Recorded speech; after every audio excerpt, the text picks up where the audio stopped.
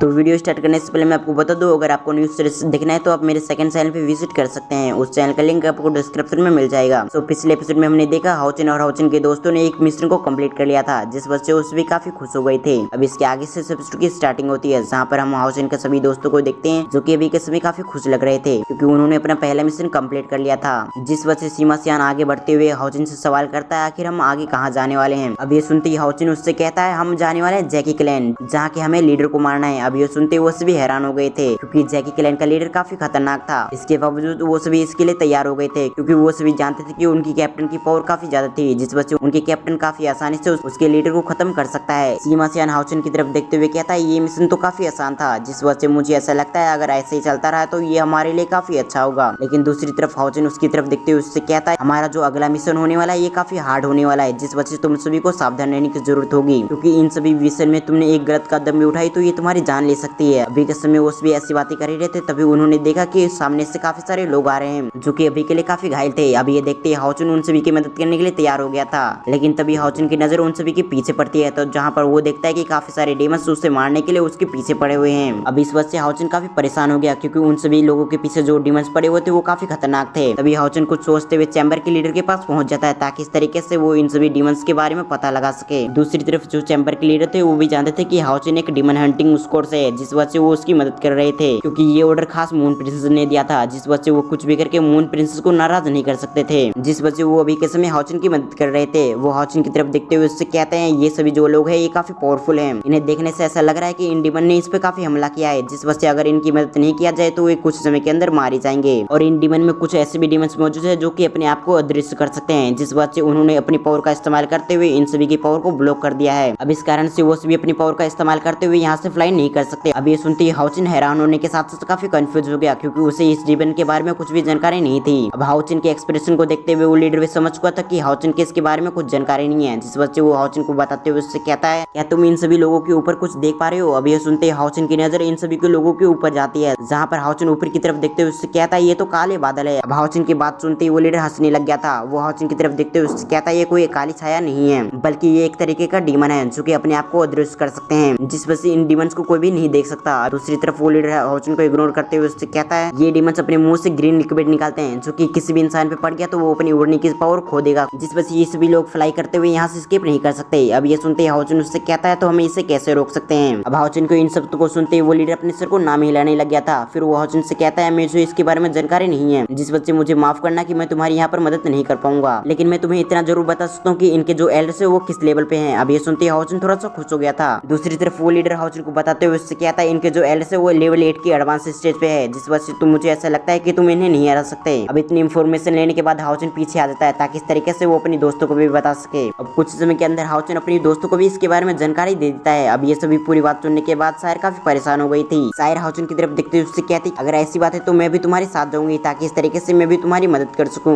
दूसरी तरफ हाओचन सायर को मना करते हुए उससे कहता है जब तक मैं इशारा न करूं जब तक तुम मेरी मदद करने के लिए मत आना। अब इस चीज के लिए सायर भी तैयार हो गई थी। दूसरी तरफ हाओचन चैम्बर के पास जाते हुए उससे कहता है हमें यहीं पर उतार दीजिए, ताकि इस तरीके से हम इन सभी डीमंस को सामना कर सके। अब हाओचन की बात मानते हुए चैम्बर के लीडर वहाँ से निकल जाता है। दूसरी तरफ हाओचन अपने सभी साथियों को एक झाड़ी में छुपा देता है, ताकि इस तरीके से वो उन सभी डीमंस का सामना कर सके। अब झाड़ी में आ जाने के बाद हाओचन सायर की तरफ देखते हुए उससे कहता है तुम एक ऐसी सेशन हो जिस वजह से तुम्हें जो ऊपर काली छाया दिख रहा है उससे तुम्हें एक ही बार में खत्म करना है। अब हाओचन की बात मानते हुए सायर अपनी टेलीपोर्टेशन पावर का इस्तेमाल करते हुए इस डीमन का ऊपर टेलीपोर्ट हो जाती है। अब वो डीमन कुछ समझ पाता उससे पहले सायर ने उसकी जान ले ली थी, जिसके अगले पर वो सभी वापस झाड़ी में आ गए थे। असल में ये डीमन लेवल 6 पे था, जिस वजह से सायर ने काफी आसानी से इस डीमन को खत्म कर दिया। अब सायर का काम खत्म होते ही हाओचन चेरी के पास आ जाता है, जिसके बाद वो उससे कहता है तुम अपने पार्टनर को बुला लो। अब हाओचन की बात मानते हुए चेरी अपनी बीस्ट को समन करते हुए वहाँ पर उसका रूप एक डीमन की तरह कर लेती है, जिसके बाद हाओचन चेरी से कहता है तुम अपने पार्टनर को बोलो कि उन बीस्ट के अंदर शामिल होकर उनके ऊपर ग्रीन लिक्विड गिराए, ताकि इस तरीके से यहाँ पर जो भी कमजोर डीमन है उनकी पावर ना काम करे। अब ये सुनते वो भी इसके लिए तैयार हो गई थी, जिसके अगले पल पिगू उन सभी डीमंस के अंदर घुल मिल जाता है, ताकि इस तरीके से उन सभी को शक ना हो।